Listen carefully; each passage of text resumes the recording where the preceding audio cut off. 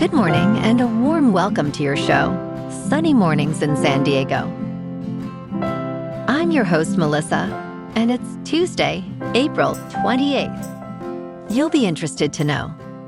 25 years ago, today, in 2001, a private citizen named Denis Tito rode a Russian spacecraft to the space station as the first paying space tourist, fulfilling a long-held dream of civilian access to orbit. His voyage marked a milestone in human spaceflight by opening the door to commercial participation, shifting perceptions of who could travel beyond Earth, and spurring interest in private space endeavors. So now you know. And now, it's time for the Surf Report. Tuesday at Tourmaline. This morning, it's looking clean with 2 feet waves rolling in. Conditions shift to fair by 7 a.m. as the wind goes sideshore at 3 miles per hour.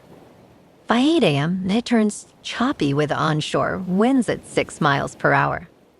Expect choppy conditions to continue through the afternoon as winds pick up to 14 miles per hour by 1 p.m.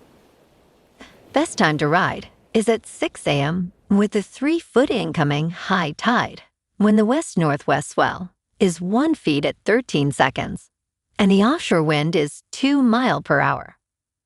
The first high tide on Tuesday will be 4 feet at 8 a.m., followed by a half-foot low tide at 2. The nearshore buoy at Mission Bay West reads 65 degrees for the water temperature. Conditions remain fair with waves at 2 feet early on Wednesday, gradually becoming choppy by afternoon. Thursday sees a slight increase, with 2-foot sets and cleaner conditions in the morning. Friday brings the most size, with waves building to 2 to 3 feet, though choppy conditions develop later in the day, especially in the afternoon. This morning, it's mostly cloudy, and it feels like 56 degrees, with 5 mile per hour wind. The sunset will take place at 7:31, and it will rise again tomorrow at 6:03. It looks like we're in for some mostly sunny skies today, with a high near 69 and a breezy northwest wind, around 15 miles per hour, gusting up to 25. If you're inland, it will hit a high of 69. Tonight, expect mostly cloudy conditions with a low around 55 and a light northwest breeze, around 5 miles per hour. Looking ahead in the weather. Wednesday will be mostly cloudy with a high near 69 and northwest winds up to 15 miles per hour, gusting as high as 25. A slight chance of rain arrives late Wednesday night into early Thursday with lows near 56. Then Thursday stays partly sunny with highs near 69 before warming to the low 70s Friday and mid-70s Saturday. Bonjour, food enthusiasts. This podcast is brought to you by Versailles Cafe and Pastries in Encinitas. Nestled on El Camino Real South, just north of Encinitas Boulevard, this cafe is a haven for culinary delights. Indulge in their amazing Eggs Benedict or their gluten-free crepes. You can grab a panini for lunch or just breeze on through to get your morning coffee. They are open every day from 8 to 5. So stop on by and don't forget to tell them Sunny Morning sent you. In local news, San Diego's air quality has been ranked among the worst in the United States, according to the American Lung Association's 2026 State of the Air Report. The report reveals that nearly half of U.S. children are exposed to unhealthy pollution levels, with San Diego ranking 5th for year-round particle pollution. With a population of 3.2 million, the San Diego Chula Vista Carlsbad metropolitan area fell below Fresno-Hanford-Corcoran in 4th place and Eugene Springfield in 3rd. This year, San Diego received a failing grade, impacting approximately 75.9 million people nationwide, including 33.5 million children.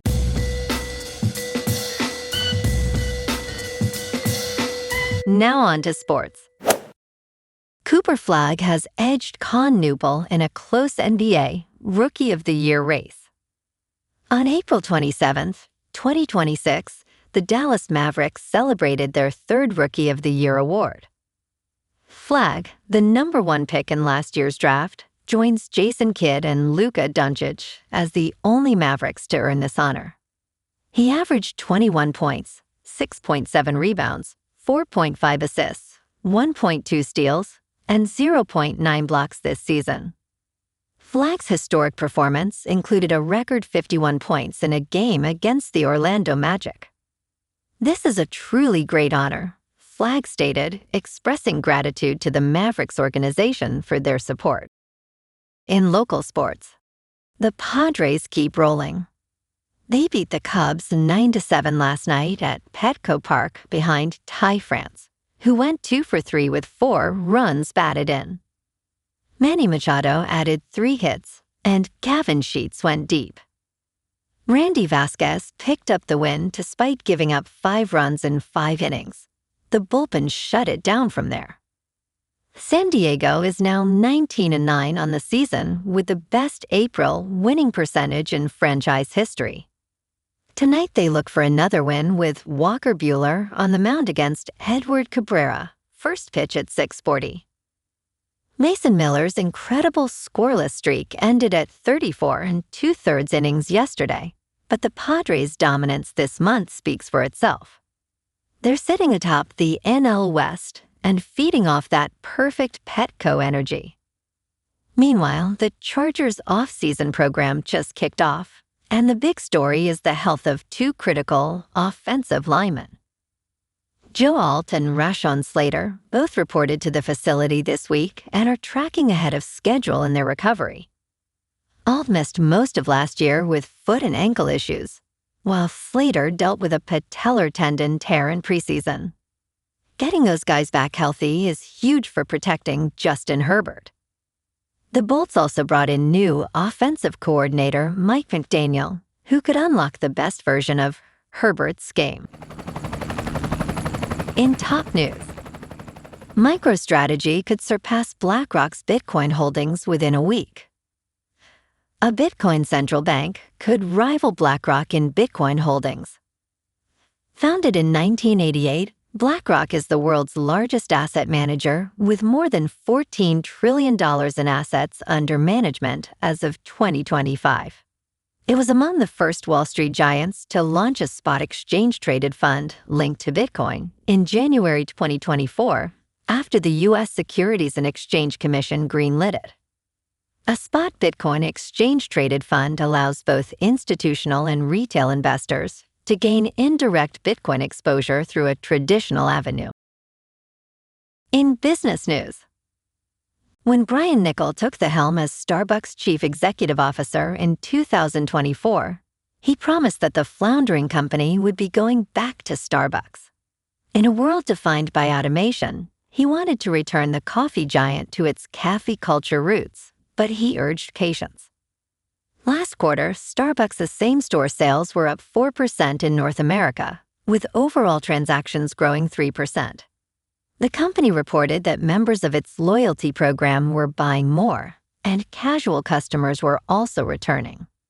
Niccol is refreshing more than 1,000 stores, adding more than 100,000 seats back to cafes by the end of 2026.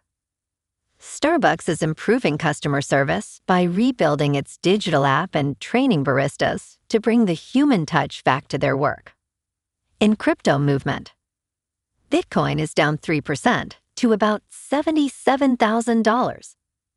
Ethereum is down 4.5% to about $2,000. And XRP is down 3% to $1.39. Moving on to a more local vibe. In our community spotlight on health and wellness, we are working with a national Pilates studio to bring you some free classes, so listen up. Check out Club Pilates, with several locations in the San Diego area. Pilates presents a comprehensive wellness approach, cultivating strength, reducing tension, and elevating mental well-being. Scientific research affirms its benefits. So now you can check out Club Pilates for a free class. with locations in Encinitas, Solana Beach, Oceanside, La Jolla, and more. Just be sure to tell them Sunny Morning sent you by. And now, back to the show. Let's talk tech. Apple Wallet's new digital ID feature has just added more ways to use it. Last fall, Apple launched a new digital ID feature in the Wallet application.